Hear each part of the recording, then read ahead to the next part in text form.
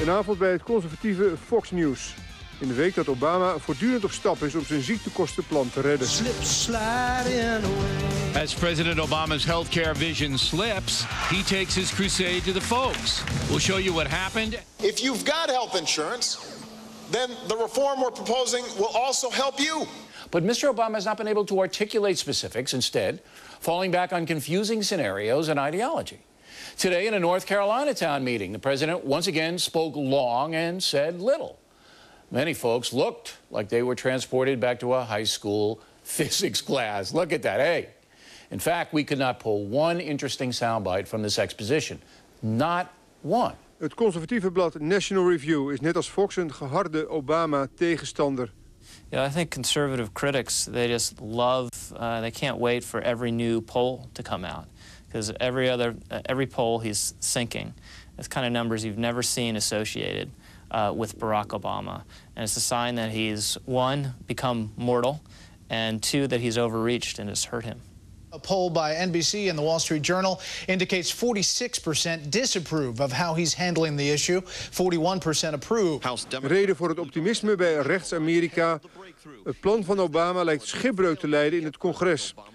Obama wil elke Amerikaan verzekeren voor ziektekosten en de verzekeraars strenge regels opleggen.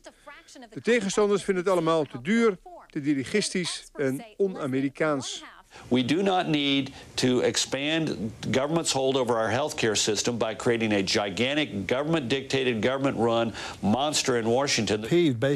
Richard Reece, zelf een arts, heeft net een boek geschreven over het hervormingsplan en heeft een internetcolumn over gezondheidszorg. President Obama has staked his domestic agenda and his reputation on healthcare overhaul.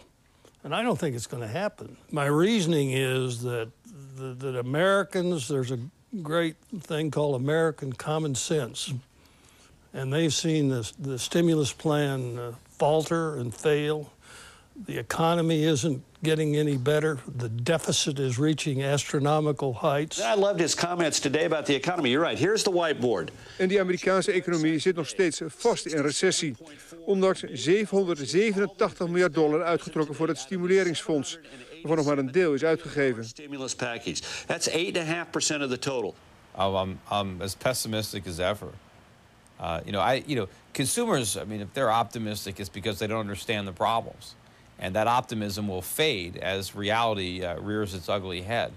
Any strength that you're seeing in real estate prices is only temporary.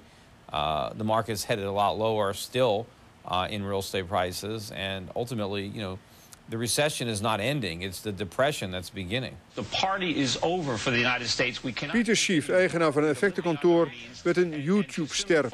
Door het voorspellen van de recessie en vooral door de manier waarop hij om die voorspelling werd uitgelachen. I mean, I just don't know where he's getting his stuff. Well, one of us is off base. But subprime is tiny. Subprime is a tiny, tiny blip. It's not tiny, and again, it's not just subprime. It's the entire mortgage market. It's a fantasy. People can't sell their house. The inventories are exploding all over the country. Houses are on the market for 6 months. Nu is hij nog somberder en heeft geen enkel vertrouwen in president Obama.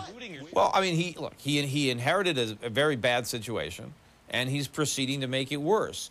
Now, the thing is, enough time hasn't unfolded yet to see all the damage because there's a lag.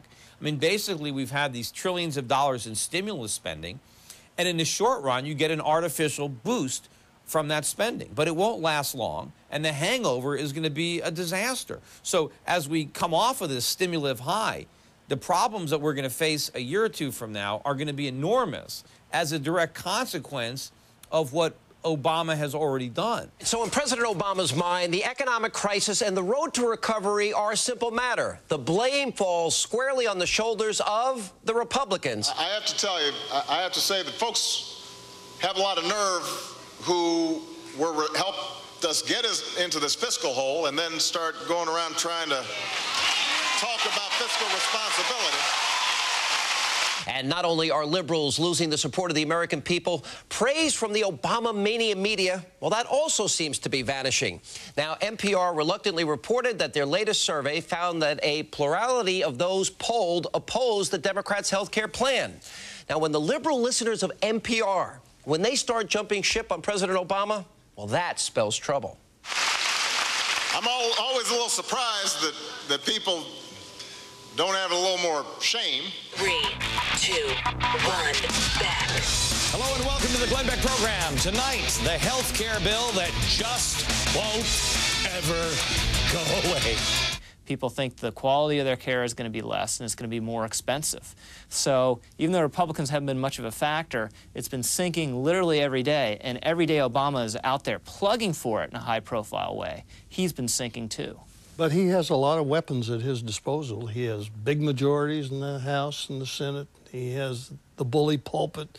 He has the mainstream media on his side that parrot his points of view. And so those are all powerful pluses for him. My prediction is that portions of it, incremental portions of it, will pass by the end of the year, perhaps 1/3. That's the figure I use. He's going to win something, but he's not. He's going to win something. He's going to win something, which he will take full credit for, as probably he should. Because the truth is, we have a system today that works well for the insurance industry, but it doesn't always work well for you. They're sitting here like this. Yeah. When do I go to Denny's? When do I get out of here? Here's the bad news for Obama. Only 23% now believe health care costs will go down if his health care plan passes. How does that work out? 53% expected health care prices will rise. 50% expect the quality of care to decline. The president's approval ratings, according to Gallup, and that's one of the shining examples, has dropped 8 points in the last month alone. No, I don't think it'll be his Waterloo. He's not going to be sent off into exile forevermore. It might be, if we're going to use 18th or 19th century examples from French history, it might be his Thermidor, the phase, when the French Revolution, the radical phase ended and they had to pull back.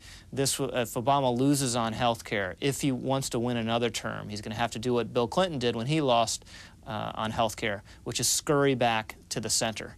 And if I think he does that, he'll have a second life. I think there's an aspect of the American public where they want to see a president challenged. They want to see how he reacts under pressure. Kind of subconsciously this goes on. So it'll be bad for him. He'll take a dive, but he'll still have plenty of opportunity to stand up if he moves to the center again. Can we run some B-roll of those people? You're talking about free anesthesia. They got it, all right? I mean, they're sitting there going, when can I go home? When will you let me out of here, Secret Service? He's under pressure, but he still seems cool as a cucumber. No one has ever seen this guy ruffled. And even now, with his poll numbers sinking every day, he seems as in control personally as he's ever been. En dit was Nova. Morgen zijn we er weer. Heel graag tot dan. Voor nu een mooie avond.